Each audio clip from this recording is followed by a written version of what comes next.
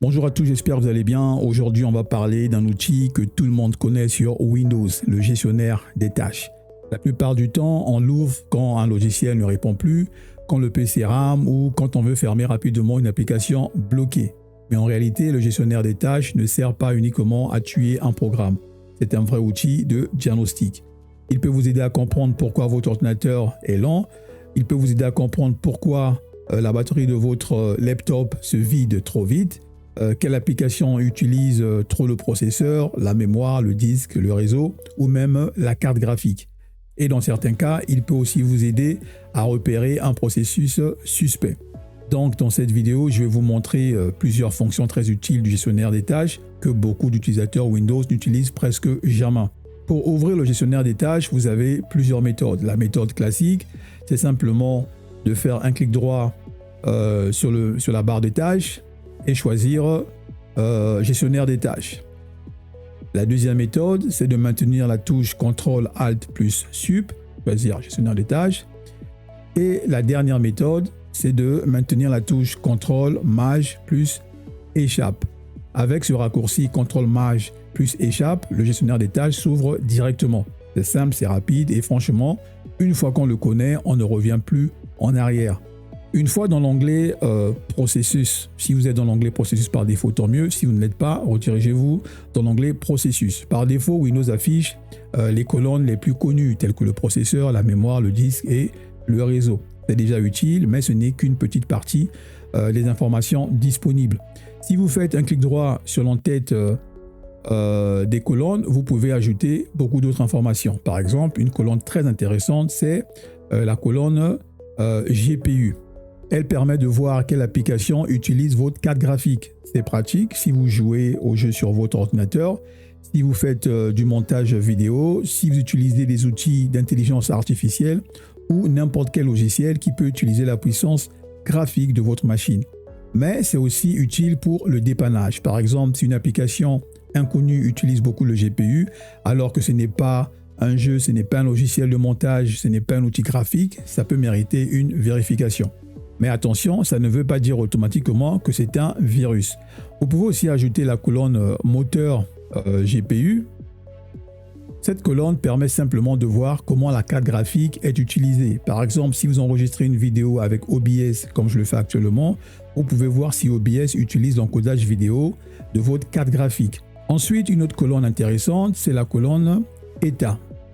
Dans cette colonne, vous pouvez parfois voir une petite icône en forme de feuille verte. Cette icône indique généralement qu'un processus fonctionne en mode efficacité. Le mode efficacité, c'est quoi? C'est simplement un mode qui permet à Windows de limiter l'impact d'une application sur les performances du système.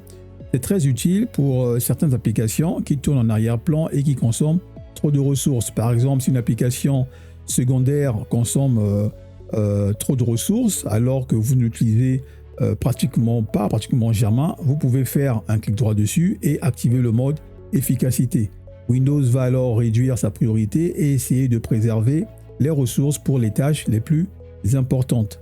Par contre, il faut savoir que tous les processus ne peuvent pas être placés en mode efficacité. Certains processus Windows sont essentiels au fonctionnement de votre système. Donc, si Windows vous empêche de l'activer sur un processus critique, un processus quelconque, c'est normal. La règle simple, utilisez le mode efficacité sur les applications non essentielles en arrière-plan, mais évitez de toucher au processus système que vous ne comprenez pas. Passons maintenant à l'onglet Performance. Dans la partie processeur, Windows affiche généralement l'utilisation globale du CPU. Mais vous pouvez aller plus loin. Faites un clic droit sur le graphique, puis dans Changer de graphe, choisissez Processeur logique. Au lieu de voir une seule courbe globale, vous voyez maintenant l'activité de chaque cœur logique de votre processeur. C'est très pratique pour comprendre comment votre processeur travaille réellement. Par exemple, certains logiciels utilisent surtout un seul cœur, d'autres repartissent la charge sur plusieurs cœurs. Pour les joueurs PC, les techniciens, les créateurs de contenu ou les personnes qui aiment comprendre ce qui se passe dans la machine, c'est une vue très intéressante. Par contre, si vous êtes un utilisateur classique, ce n'est pas forcément indispensable tous les jours, mais ça permet de mieux visualiser l'activité réelle du processeur. Et si vous préférez l'affichage simple Vous pouvez simplement refaire un clic droit et revenir sur l'utilisation globale. Maintenant, parlons d'un problème très courant sur Windows, les applications qui se lancent automatiquement au démarrage. Pour cela, nous allons partir dans l'onglet Applications de démarrage. Ici, vous voyez les programmes qui s'ouvrent automatiquement quand Windows démarre. Et très souvent, c'est l'une des principales raisons pour lesquelles un PC devient lent au démarrage.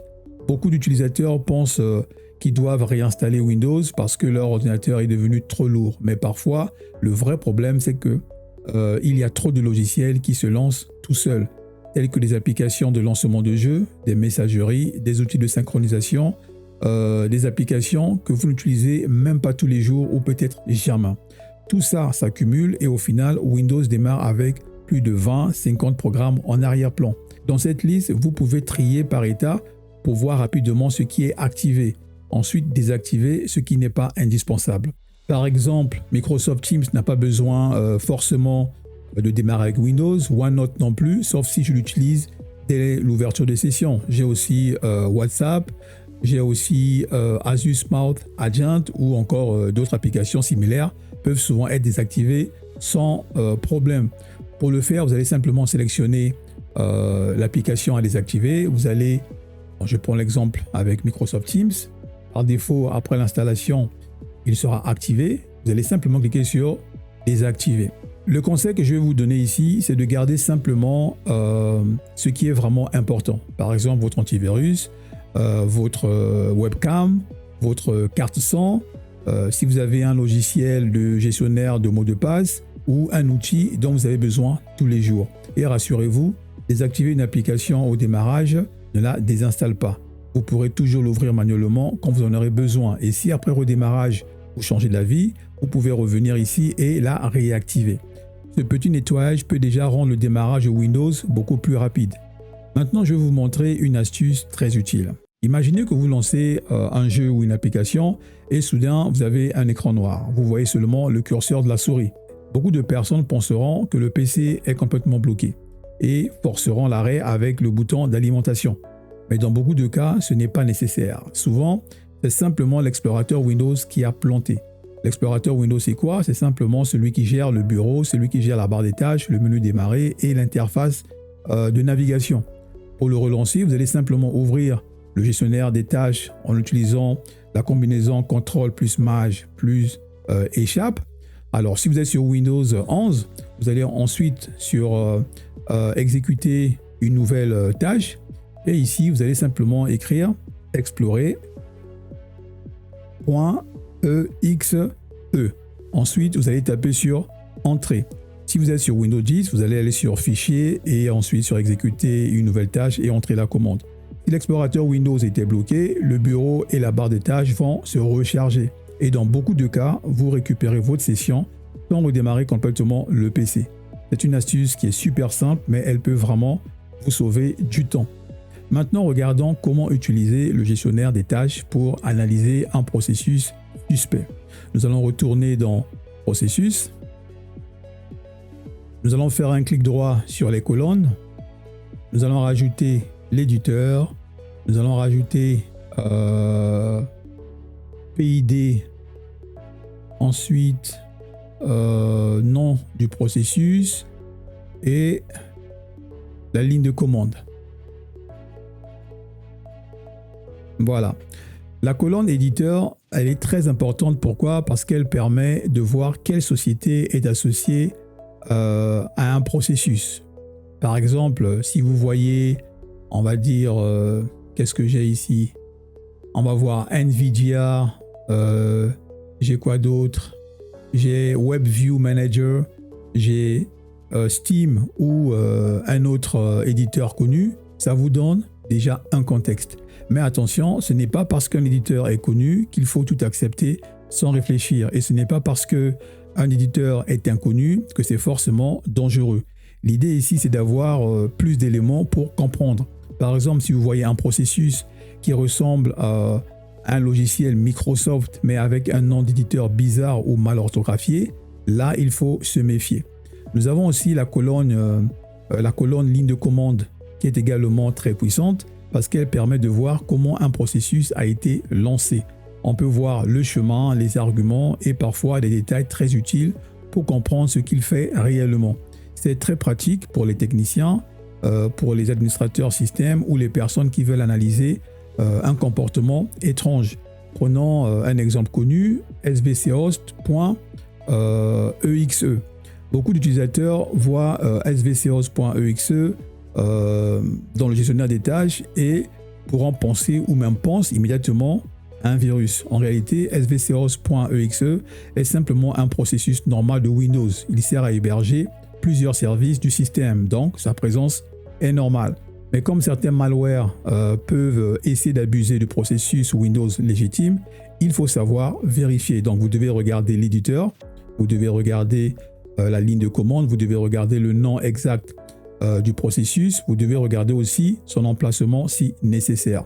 Le but ici n'est pas de paniquer, le but c'est de comprendre ce qui tourne sur la machine.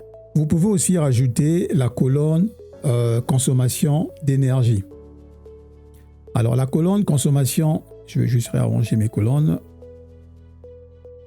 La colonne consommation d'énergie est très utile pour les ordinateurs portables. Si votre batterie se vide trop rapidement, vous pouvez regarder quelle application consomme le plus d'énergie. Un jeu vidéo, un logiciel de montage, un navigateur avec beaucoup d'onglets ou une application qui utilise le GPU peuvent consommer beaucoup et c'est normal. Mais si vous avez une petite application en arrière-plan qui consomme énormément sans raison claire, là aussi, ça vaut le coup de vérifier. C'est une façon simple de comprendre pourquoi votre autonomie chute rapidement. Donc, pour résumer, le gestionnaire des tâches n'est pas seulement un outil pour fermer une application bloquée. C'est un vrai tableau de bord de diagnostic. Avec lui, vous pouvez voir ce qui consomme le processeur, la mémoire, le disque, le réseau, le GPU et la batterie. Vous pouvez aussi désactiver les applications inutiles au démarrage.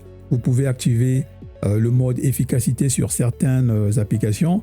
Vous pouvez relancer l'explorateur Windows sans redémarrer le PC. Et vous pouvez obtenir plus d'informations sur les processus suspects. Si vous utilisez Windows tous les jours, ces petites astuces peuvent vraiment vous aider à garder un système plus propre, plus rapide et plus facile à dépanner. Voilà, c'est tout pour cette vidéo. Si elle vous a été utile, pensez à laisser un like, à vous abonner et à partager la vidéo avec quelqu'un qui utilise Windows tous les jours.